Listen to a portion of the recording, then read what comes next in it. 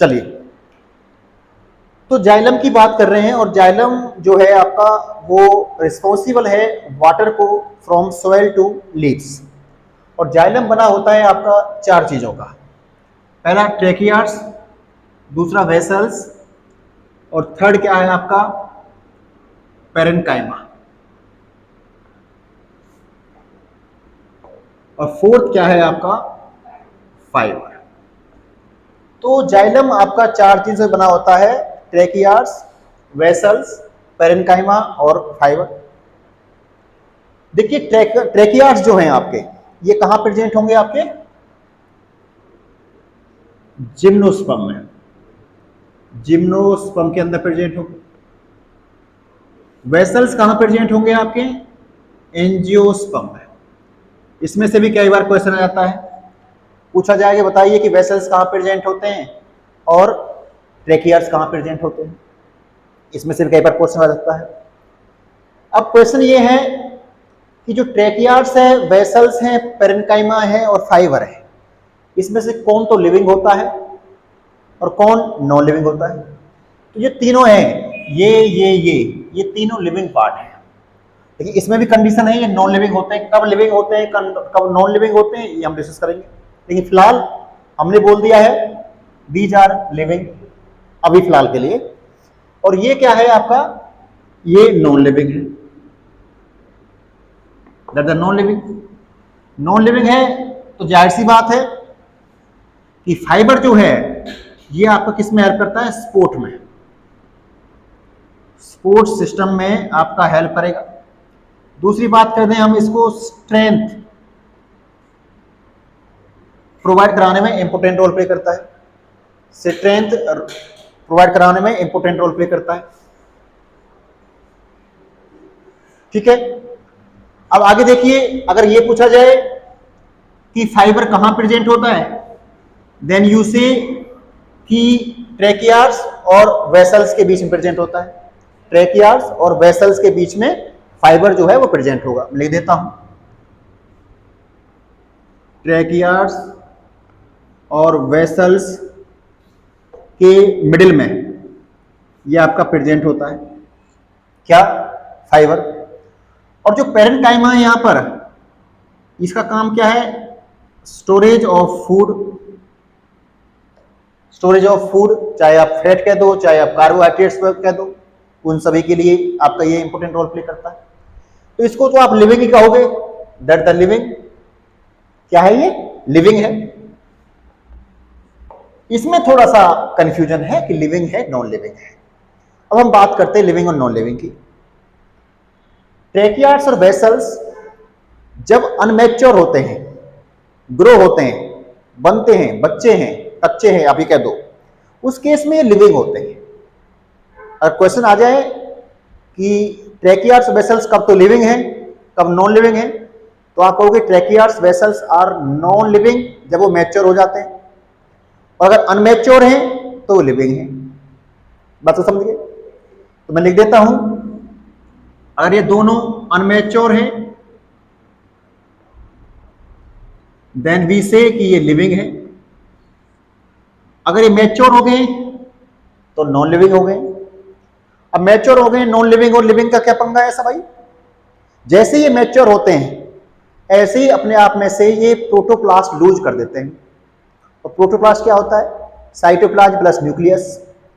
अगर अनमैच्योर हैं तो प्रोटोप्लास्ट है, अगर मैच्योर हैं तो प्रोटोप्लास्ट इन्होंने खो दिया, इनमें से चला गया, देन वी कॉल ये नॉन लिविंग हो गए मैच्योर में। ध्यान रखना है आपको इस बात के साथ, ठीक है। अगर बात करें हम आगे, जो वेसल्स हैं they are more adapted for the transport of water from soil to leaves. Soil से पानी को ले जाने के लिए लीव्स तक वेसल्स जो हैं वो ज्यादा फेवरेबल हैं, अडेप्टेड हैं। लेकिन ट्रेकियार्ड्स इतने नहीं है। क्यों? देखिए, पहले आए थे जिम्नोस्पर्म, बाद में आए थे एंजियोस्पर्म। जो बाद में आए होंगे दे आर मोर एडवांस, जाहिर सी बात है।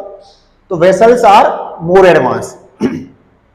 अब क्वेश्चन ये आता है कि मोर एडवांस है तो ऐसा क्या करेक्टर हो गया जो मोर एडवांस है? दो करेक्टर हैं जिनकी वजह से आपको ध्यान रखना है। वेसल्स हैव हाई या लार्ज, लार्ज बोलो हाई की जगह, लार्ज डायमीटर। डायमीटर मींस अगर ट्रेकियर्स की बात करें तो ट्रेकियर्स इतना था और वेसल्स इतना है, तो इसका डायमीटर जो है वेसल्स का वो ज्यादा है। So they are more adapted for the transport of xylem, sorry water. अगर बात करें हम इसके दूसरी उसकी कंडीशन की, तो जो इसकी एंड वॉल थी, they are porous, end wall are porous means water यहां से निकल सकता है ऐसे ही बाहर, लेकिन इस केस में ऐसा नहीं है, दे आर नॉट पोरस, मतलब इसमें से पानी जो है, वाटर जो है, एक से दूसरी शहर में डिफ्यूज नहीं हो सकता। बात समझे? तो vessels have high diameter, and wall are porous, so well adapted for the transport of water as compare to tracheids. बात क्लियर समझ में नहीं आई? प्रॉब्लम हो गया है ना? ये आपको ध्यान रखने की बेसिक स्ट्रक्चर है। यहां से दो क्वेश्चन निकल के आते हैं, आपसे पूछा जाएगा कि वेसल्स क्यों ज्यादा अडेप्टेड हैं वाटर के ट्रांसपोर्ट में, तो दो कंडीशन ये हैं, पोरस और ये। आपसे ये पूछा जाएगा कि लिविंग है नॉन लिविंग है, देन आपका आंसर घुमा के रहेगा, अनमैच्योर है तो लिविंग है, मैच्योर है तो नॉन लिविंग है। आपसे पूछेगा कोई कोई क्यों, तो आप कहोगे जैसे ये बड़े होते जाते हैं ऐसे ही इनमें से प्रोटोप्लास्ट जो है वो लूज होता जाता है। ठीक है, जैसे मैच्योर हुए ऐसे इनमें से प्रोटोप्लास्ट क्या हो गया आपका, लूज हो गया। ये आपको ध्यान रखना है इसमें। चलिए आगे देखो।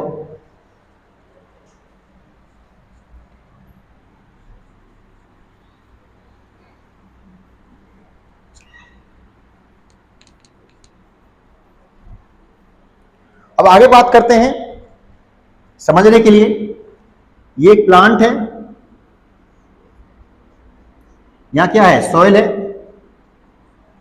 और ये क्या है आपकी लीव्स है। अब वाटर आपको यहां से और यहां तक पहुंचाना है, यही तो बात है। जो पानी हमारे सॉइल के अंदर पाया जाता है, वाटर हमारी सॉइल के अंदर पाया जाता है, ये पानी जो है आपका प्योर होगा एज कंपेयर टू प्लांट्स के अंदर जो पानी पाया जाता है। समझे बात? जो पानी प्योर है, वाटर प्योर है, इसका water potential will be high और diffusion pressure also will be high. अब इस प्लांट के अंदर सॉल्यूट्स हैं, सॉल्यूट मतलब सुक्रोज है, तो इसका डिफ्यूजन प्रेशर विल बी लो,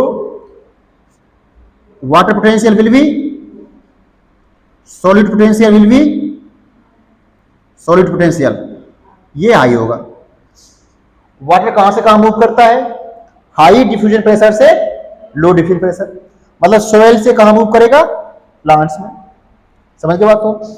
तो प्लांट्स वाटर को एब्जॉर्ब कर लेंगे। अब एब्जॉर्ब करेंगे और कैसे कैसे सोइल से पानी कहां पहुंचेगा, जाइलम में, उसकी कहानी हमने पढ़नी है। कैसे पढ़नी है?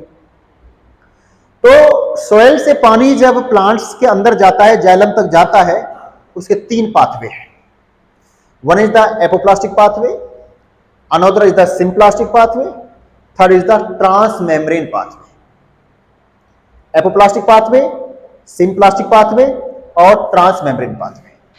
अब देखो कैसे कैसे चलता है। सबसे पहले मैं डिस्कस करता हूं एपोप्लास्टिक पाथवे को, है ना? बना दो, बनाना है तो आप। तो जाइलम की बात कर रही है और यहां हम बात कर रहे हैं एपोप्लास्टिक पाथवे की।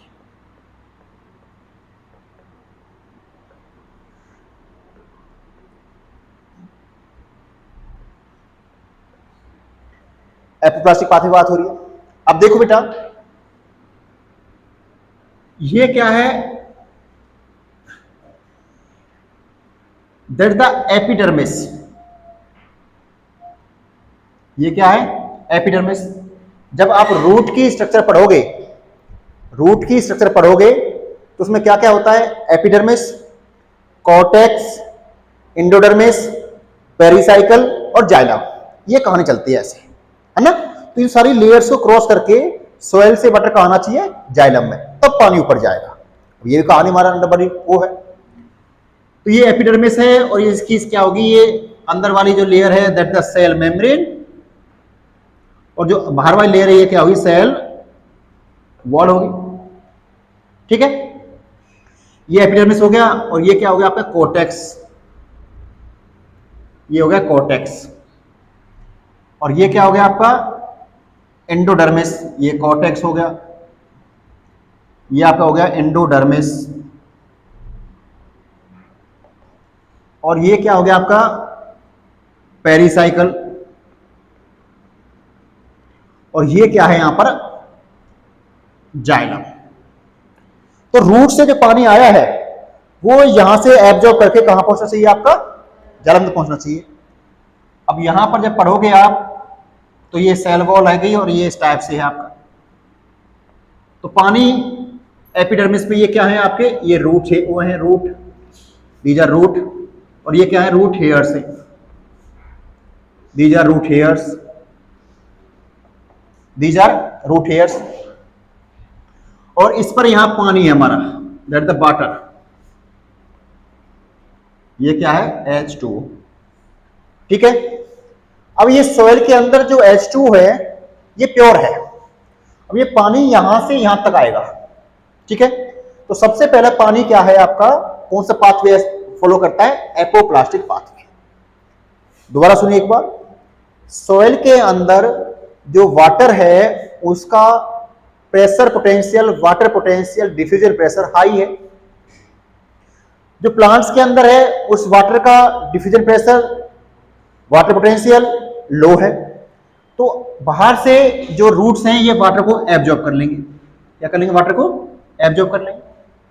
और ये वाटर जो है इस एपोप्लास्टिक स्पेस से, इससे एपोप्लास्टिक स्पेस से, एपोप्लास्टिक स्पेस से यहां तक आएगा, दैट द एपोप्लास्टिक स्पेस। अब क्वेश्चन ये आता है, फॉर्मूला पहले लिखो मत, समझो बेटा पहले। ये एपोप्लास्टिक स्पेस क्या होता है, बाहर वाली क्या है, सेल वॉल, अंदर वाली क्या है, सेल मेम्ब्रेन। तो सेल वॉल और सेल मेम्ब्रेन के बीच में जो गैप है इसको हमने क्या बोला है, एपोप्लास्ट बोला है। इसलिए इसको हम क्या बोलते हैं, एपोप्लास्टिक पाथवे बोलते हैं। बात समझे, रूट ने जब इस वाटर को एब्जॉर्ब किया तो सबसे पहले वो जो वाटर है वो कहां जाएगा, एपोप्लास्टिक स्पेस में। और एपोप्लास्टिक स्पेस क्या है, सेल वॉल और सेल मेम्ब्रेन के बीच में गैप है। और जो एपोप्लास्टिक स्पेस है ये नॉन लिविंग है। कैसा है, नॉन लिविंग। नॉन लिविंग है तो किसी भी टाइप की कोई हिंड्रेंस नहीं होगी, कोई रुकावट नहीं है। तो जो स्पीड होगी वो फास्ट होगी, जो वाटर की मूवमेंट है वो क्या होगी, फास्ट होगी।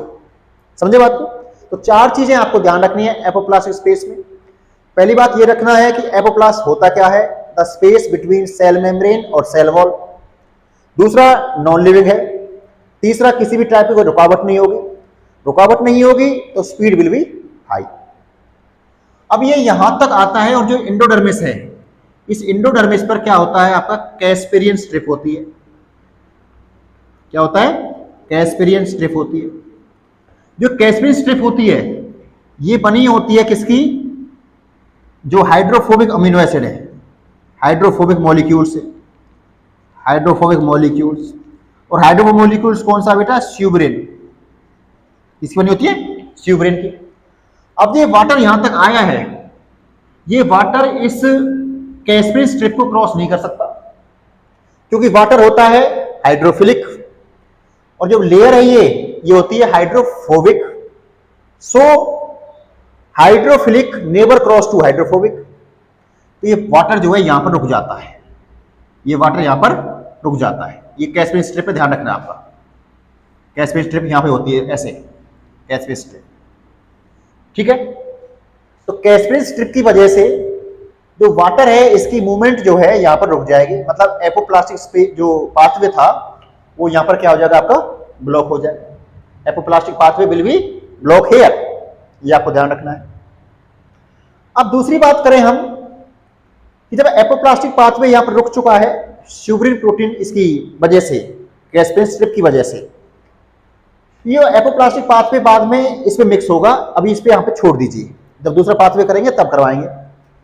तो एपोप्लास्टिक पाथवे के अंदर आपको ध्यान रखना है, जब वाटर सॉइल से एब्जॉर्ब होता है by the root hairs, then water goes to apoplastic space. Apoplast space जो है वो नॉन लिविंग है, किसी भी टाइप की कोई हिंड्रेंस नहीं है, किसी भी टाइप का कोई उसमें कोई रुकावट नहीं है, तो स्पीड जो उसकी हाई होगी। और जैसे ही एंडोडर्मिस तक पहुंचता है, एंडोडर्मिस में क्या है, कैस्पियन स्ट्रिप है, और कैस्पियन स्ट्रिप जो है बनी होती है स्यूब्रिन की, और स्यूब्रिन होता है हाइड्रोफोबिक, इसलिए वाटर को अपने आप में से क्रॉस नहीं होने देता। तो इसलिए इस कैस्पियन स्ट्रिप को हम नेचुरल फिल्टर भी बोल सकते हैं, नेचुरल फिल्टर भी इसको हम बोल सकते हैं, नेचुरल फिल्टर भी बोल सकते हैं।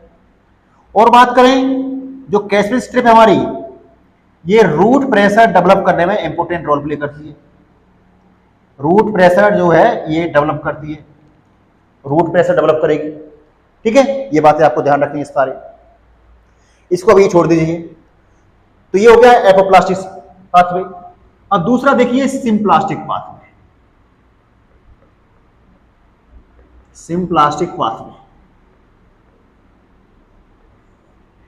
जब आप सिम्प्लास्टिक पाथवे की बात करोगे तो सिम्प्लास्टिक पाथवे का क्या मतलब होता है, जो एंडोडर्मिस सेल है, कोर्टेक्स है, ये एपिडर्मिस, कोर्टेक्स, एंडोडर्मिस, पेरिसाइकल, ये सभी सेल्स जुड़ी होती हैं किससे, प्लाज्मोडेस्माटा से। प्लाज्मोडेस्माटा क्या है, ये कनेक्शन है between two cells, connection between two cells, these are plasmodesmata. मैं लिख देता हूं यहां पर प्लाज्मोडेस्माटा,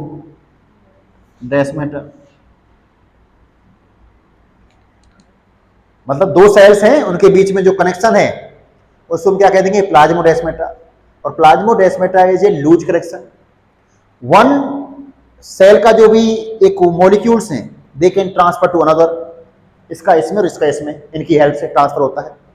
अब वाटर जो बाहर गया तो कुछ वाटर अंदर आएगा, कुछ वाटर अंदर आएगा, और वाटर इस प्लाज्मोडेस्माटा से होता हुआ कहां जाएगा, सीधा आएगा प्लाज्मोडेस्माटा से होता हुआ। तो सिम्प्लास्टिक पाथवे के अंदर जो वाटर की मूवमेंट होती है वो किसकी हेल्प से होती है, प्लाज्मोडेस्माटा की हेल्प से होती है, प्लाज्मोडेस्माटा की हेल्प से होती है। और इसके अंदर हिंड्रेंस हैं, हिंड्रेंस हैं, तो इसकी स्पीड एपोप्लास्टिक पाथवे से कम होगी। ये कहते हैं साइंस, तो ये कहती है कि एपोप्लास्टिक जो पाथवे होता है उसकी स्पीड 17 टाइम्स ज्यादा होती है सिम्प्लास्टिक से, ये कम होगा, और एपोप्लास्टिक पाथवे जो है वो 17 टाइम्स ज्यादा होता है। बात क्लियर। अब देखिए यहां पर प्रोमिला, जो एपोप्लास्टिक पाथवे यहां रुका था इस कैस्पियन स्ट्रिप की वजह से, जो ये वाटर है ये आके उल्टा इसमें मिल जाता है, मतलब एपोप्लास्टिक पाथवे बाद में सिम्प्लास्टिक पाथवे हो जाता है। बात क्लियर। एपोप्लास्टिक पाथवे बाद में क्या हो जाता है, सिम्प्लास्टिक पाथवे हो जाता है। तो पानी यहां से होता हुआ कहां पहुंच जाएगा, आपका जाल में पहुंच जाएगा। तो दो पाथवे आपको समझ में आए होंगे, एपोप्लास्टिक पाथवे और symplastic pathway. Apoplastic pathway non living pathway है, सिम्प्लास्टिक पाथवे लिविंग पाथवे है। एपोप्लास्टिक पाथवे की स्पीड ज्यादा होती है, सिम्प्लास्टिक पाथवे की स्पीड कम होती है। एपोप्लास्टिक पाथवे में किसी टाइप की हिंड्रेंस नहीं होती, सिम्प्लास्टिक में हिंड्रेंस होती है, लेकिन प्लांट फिर भी सिम्प्लास्टिक पाथवे को फेवर करते हैं। अगर आपसे क्वेश्चन आ जाए तो ये पूछा जाए कि सबसे ज्यादा मूवमेंट किस पाथवे के थ्रू होती है प्लांट्स में, तो आप बोलोगे सिम्प्लास्टिक पाथवे थ्रू होती है। और कैस्पियन स्ट्रिप के ऊपर क्वेश्चन पक्का पूछा जाएगा, कैस्पियन स्ट्रिप किसमें अप्लाई होती है, एपोप्लास्टिक पाथवे में। पाई कहां जाती है, एंडोडर्मिस पे। होती क्या है, बनी होती है स्यूब्रिन की, किसकी बनी होती है, हाइड्रोफोबिक मॉलिक्यूल्स की, और वाटर को क्रॉस नहीं होने देती और वाटर को रोक देती है, इसलिए ये रूट प्रेशर डेवलप करती है, और इसको नेचुरल फिल्टर भी बोलते हैं। हाँ बिल्कुल, नेचुरल फिल्टर की तरह काम करती है। कैसे काम कर रही है, जो इस वाटर में, वाटर क्या है, हाइड्रोफिलिक, उसको क्रॉस नहीं होने देगी, उसको रोक देगी, और जो मॉलिक्यूल्स लिपिड होंगे, हाइड्रोफोबिक होंगे, उनको ये अपने आप में से पास होने देती है, इसलिए इसको नेचुरल फिल्टर बोल देते हैं। कुछ मॉलिक्यूल्स को पास होने दे रही है और कुछ को हाइड्रोफोबिक, हाँ हाइड्रोफोबिक, हाँ, अगर मान ली मैं कह देता हूं यहाँ वाटर की जगह कोई तेल होता, ऑयल होता, देन कैस्पेज स्ट्रिप इसको अलाउ कर दी, भाई निकल जा मेरे में से, पास आउट हो जा, इसलिए नेचुरल फिल्टर है। समझे बात को? चलिए आगे। तो सिम्प्लास्टिक पाथवे और एपोप्लास्टिक पाथवे हो गया। अब तीसरा टाइप का जो है वो है ट्रांसमेम्ब्रेन पाथवे। ये कॉमन नहीं है लेकिन फिर भी आपको ध्यान रखना है।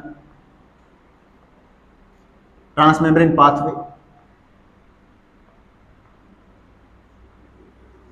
ट्रांसमेम्ब्रेन पाथवे की जब बात करोगे तो इसमें वाटर कैसे आएगा? जो ये वाटर के मॉलिक्यूल्स हैं ये एक बार इस मेम्ब्रेन को क्रॉस करेंगे, इंटर और आउट, ऐसे इंटर आउट, ऐसे इंटर आउट और फिर जाता है पानी। मतलब ट्रांसमेम्ब्रेन मतलब मेम्ब्रेन को क्रॉस करता हुआ। सिम्प्लास्टिक में और एपोप्लास्टिक, इसमें ट्रांसमेम्ब्रेन में क्या डिफरेंस है? सिम्प्लास्टिक में प्लाज्मोडेस्माटा से जा रहा है और ट्रांसमेम्ब्रेन में मेम्ब्रेन से अंदर से होता हुआ जा रहा है। क्या नहीं, ओपन पैसेज नहीं है, रुकावट बहुत ज्यादा है। तो हमेशा प्लांट सिम्प्लास्टिक पाथवे को फॉलो करते हैं। बिल्कुल नहीं होंगे, क्योंकि cell membrane is made up of hydrophobic amino acids, hydrophobic lipid सी बनी होती है, और हाइड्रोफोबिक जब लिपिड सी बनी होगी सेल मेम्ब्रेन, तो पानी उसमें से पास आउट हो नहीं सकता, रोकेगा उसको। तो ट्रांसमेम्ब्रेन पाथवे ज्यादा अलाउ नहीं होता, बहुत कम होता है, रेयर होता है। सबसे ज्यादा कौन सा होगा? सिम्प्लास्टिक। पहले सिम्प्लास्टिक, फिर एपोप्लास्टिक, फिर है ट्रांसमेम्ब्रेन पाथवे। ठीक है। अब क्वेश्चन ये आता है, प्लांट्स को पता है कि सिम्प्लास्टिक पाथवे में सबसे ज्यादा हिंड्रेंस है, सबसे ज्यादा रुकावट है, लेकिन फिर भी प्लांट्स फेवर करती है सिम्प्लास्टिक पाथवे को। व्हाई? मान लीजिए मैं एग्जांपल देता हूं, संध्या है, मेरी फेवरेट स्टूडेंट है, इसने कोई गलती करी, तो क्या मेरी फेवरेट नहीं रहेगी? रहेगी। तो ऐसे ही कोई स्टूडेंट अगर कोई फेवरेट है, प्लांट्स का फेवरेट सिस्टम कौन सा है? सिम्प्लास्टिक। हिंड्रेंस हो रही है, रुकावट आ रही है, फिर भी चाहेगा प्लांट्स कि मैं इसी के थ्रू वाटर को एब्जॉर्ब करूं। तो ये ध्यान रखना, बड़ा इंपॉर्टेंट क्वेश्चन है कि सिम्प्लास्टिक पाथवे में हिंड्रेंस होते हुए भी प्लांट्स फिर भी इसको फेवर करते हैं। व्हाई? तो आपको ध्यान रखना है, क्योंकि रुकावट जो है निकल के आती हैं वो बड़ी इंपॉर्टेंट है, वो उस प्लांट्स को ज्यादा वाटर एब्जॉर्ब करवाने में इंपॉर्टेंट रोल प्ले करती है। ये आपको ध्यान रखना है इसमें सारा। तो ये तीन पाथवे आपको ध्यान रखना है, एपोप्लास्टिक पाथवे, सिम्प्लास्टिक पाथवे और transmembrane pathway. It means water आपको कहां आ चुका है? जाइलम में। सोइल से वाटर कहां आ चुका है? जाइलम। तो ये वाटर आपका यहां आ चुका है। ठीक है। अब इसको ट्रांसपोर्ट करवाना है जाइलम से लीव्स में। ये भी एक समस्या है बहुत बड़ी, उसको देखो कैसे सोल्व करना है।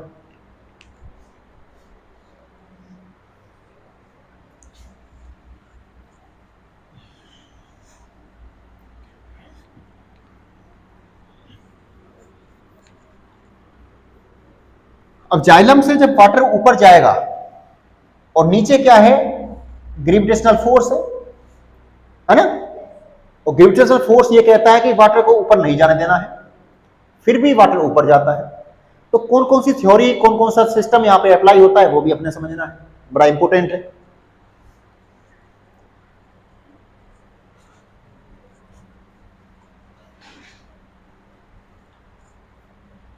देखिए अब जेसी बोस ने 1923 में, जेसी बोस, इसलिए इसको हम थोड़ा फादर ऑफ इंडियन फिजियोलॉजी कह देते हैं, 1923 में क्या कहा? एक थ्योरी दी, उस थ्योरी को बोलते हैं एसेंट ऑफ सेल, या इसको हम पल्सेशन थ्योरी बोलते हैं, पल्सेशन थ्योरी भी इसको हम कहते हैं, एसेंट ऑफ सेल, या कह देंगे हम पल्सेशन ऑफ थ्योरी। जेसी बोस ने क्या कहा? जेसी बोस ने यह कहा कि प्लांट्स के सोयल में, या सोयल जो अंदर नीचे है, रूट्स है, उनमें ग्रेविटेशनल फोर्स होने की वजह से प्लांट का यह हो सकता है कि जाइलम के द्वारा पानी ऊपर ना जाए, लेकिन फिर भी जा रहा है। क्यों जा रहा है, कैसे जा रहा है, वो उसने डिफाइन किया। देखिए सबसे इंपॉर्टेंट पहला रोल,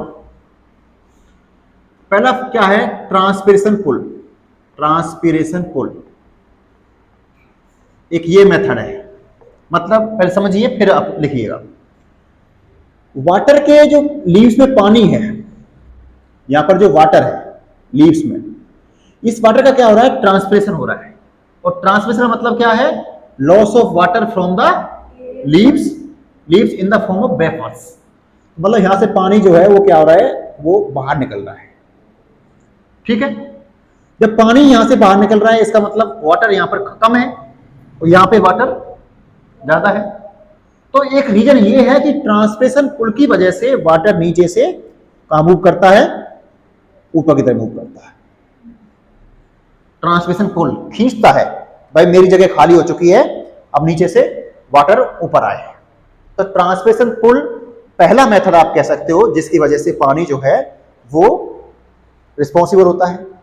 और ट्रांसपिरेशन पुल डेवलप करता है क्या, ascent of SAP. Ascent of SAP मतलब नीचे से पानी ऊपर लाने के लिए। तो एक तो मेथड ये है।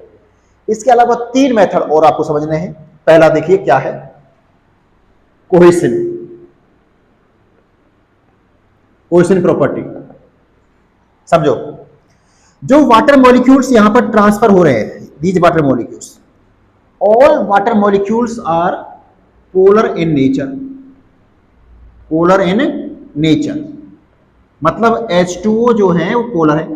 तो एक H2 मॉलिक्यूल्स ये है और दूसरा H2 मॉलिक्यूल्स ये है, तीसरा मॉलिक्यूल्स H2 ये है, सभी H2 है। इनके बीच में स्ट्रॉन्ग हाइड्रोजन बॉन्डिंग होती है। आपस में क्या होती है, स्ट्रॉन्ग हाइड्रोजन बॉन्डिंग होती है। तो उससे क्या होता है, ये वाटर मॉलिक्यूल्स एक दूसरे को टच होते हुए ऐसे ऊपर जो है वो चढ़ जाते हैं। मतलब मैं समझाने के लिए, मान लीजिए कुआं है और कुएं में कोई बंदा पड़ा हुआ है, गिर गया। अगर उसको आपको ऊपर खींचना है तो आप क्या करोगे, सीढ़ियां हैं इस टाइप से, तो एक सीढ़ी पे ये बैठ गया, एक सीढ़ी पे ये बैठ गया, एक सीढ़ी पे ये बैठ गया और सबने अपना हाथ ऐसे दे दिया नीचे पकड़ते पकड़ते और उस बंदे को ऊपर खींच लेंगे। एक ने दूसरे का हाथ पकड़ा ऐसे, एक दूसरे ने तीसरे का, इस टाइप से। तो सेम उसी टाइप से जब वाटर को नीचे से ऊपर खींचना है तो एक मॉलिक्यूल इससे बाइंड हुआ ऐसे, और दूसरा जो है आपका सिंपल ऐसे हुआ, तीसरा ऐसे, चौथा ऐसे, और पूरा बना दिया, चेन बना दी। ये कब पॉसिबल है, ये तब पॉसिबल है जब वाटर मॉलिक्यूल्स जो है आपस में एक दूसरे को प्यार करते हो। और वो करते हैं क्योंकि they are polar in nature. और जब पोलर नेचर होगी तो उनके बीच में आपस में हाइड्रोजन बॉन्डिंग होगी। और जब हाइड्रोजन बॉन्डिंग होगी then water move from soil to leaves, और ऊपर से फोर्स अप्लाई हो ही रहा है, भाई खींच रहा है ऊपर से। बाई चांस ट्रांसमिशन पुल ऊपर नहीं डेवलप हुआ है तो तब समस्या आ सकती है संध्या कि ये ऊपर ना जाए, लेकिन ऊपर तो जगह खाली हो रखी है ना पहले ही, तो ये भरने के लिए ऊपर नीचे से ऊपर आपकी जाएगी। पहला क्या हो गया, कोहेशन प्रॉपर्टी, ये आपको ध्यान रखना है। दूसरी प्रॉपर्टी देखो, आए समझ में, हाँ कोई डाउट है, देखो दूसरा देखो, एडिशन प्रॉपर्टी।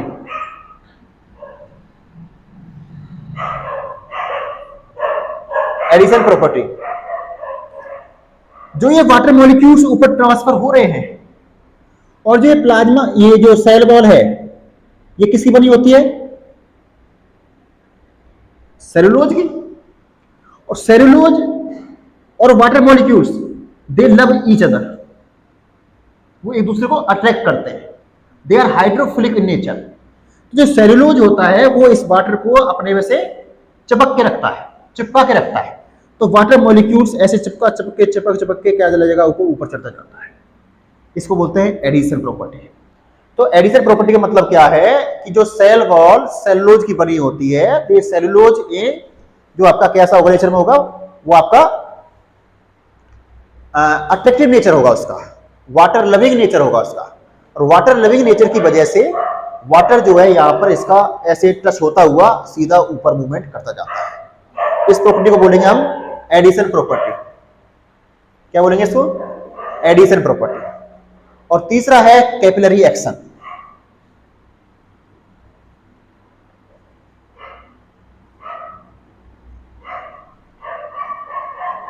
कैपिलरी एक्शन का ध्यान रखना इसमें,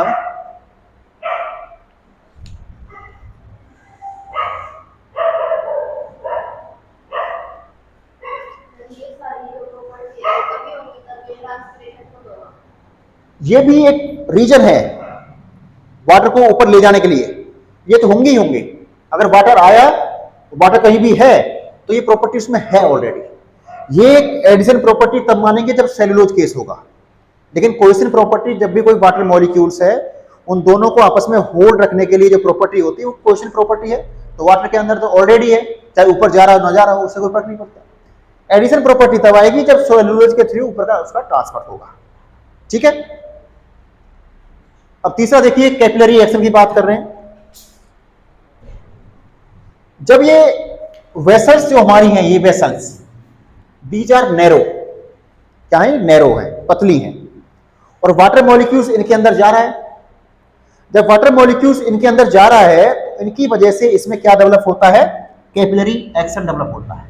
कैपिलरी एक्शन डेवलप होता है, और कैपिलरी एक्शन को आप डिफाइन करोगे, इसका मतलब ये है, ये सॉलिड सरफेस है प्लांट की, इस सॉलिड सरफेस पर वाटर अट्रैक्ट होता है, और अट्रैक्ट होने की वजह से क्या होता है, उसका ट्रांसपोर्ट होता है। एग्जांपल के लिए मेरी जीन्स है, मैंने इसको पानी में भिगो दिया, नीचे से भीगे सिर्फ इतनी सी, आप 1 घंटे बाद देखोगे, 10 मिनट बाद देखोगे, पानी में खड़े हुए हो, पानी में खड़े हो, है ना, तो पानी जो है ऊपर आपकी जीन्स में चढ़ता जाता है। तो सॉलिड सरफेस पर जब वाटर का मूवमेंट हो, उस प्रोसेस को हम क्या कहते हैं, कैपिलरी एक्शन। वही हो रहा है यहां पर, वही तो हो रहा है यहां पर। ये सॉलिड सरफेस है सेलुलोज, इस पर वाटर जो है मूवमेंट कर रहा है, उसको हम क्या कह देंगे, कैपिलरी एक्शन बोल देंगे, कैपिलरी एक्शन बोल देंगे। और इस कैपिलरी एक्शन से डेवलप होता है tensile strength, tensile strength develop होता है। और जब टेंसिल स्ट्रेंथ डेवलप होगा, इसका मतलब क्या है, जो वाटर मॉलिक्यूल्स हैं उनके बीच में इतनी स्ट्रॉन्ग बॉन्डिंग है कि वो आपस में सेपरेट नहीं हो सकते। बाई चांस मैं कह देता हूं एक वाटर मॉलिक्यूल्स है, एक वाटर मॉलिक्यूल्स ये है, अगर इनके बीच में टेंसिल स्ट्रेंथ जो है वो लूज है, जब ये ऊपर चढ़ेंगे ना, फोर्स लगेगा, हो सकता है टूट जाए, तो नीचे वाला वाटर नीचे रहेगा। तो इनके बीच में टेंसिल स्ट्रेंथ स्ट्रॉन्ग है, अगर एक दूसरे को खींचे भी ना तो भी वो टूटे नहीं। तो जितना ज्यादा टेंसिल स्ट्रेंथ स्ट्रॉन्ग होगी, उतना ज्यादा उस वाटर की ऊपर की साइड मूवमेंट में आसान रहेगी, आसानी होगी। तो टेंसिल स्ट्रेंथ मतलब वाटर मॉलिक्यूल्स के बीच में जो बॉन्डिंग है वो स्ट्रॉन्ग है, इसको हम टेंसिल स्ट्रेंथ बोलते हैं।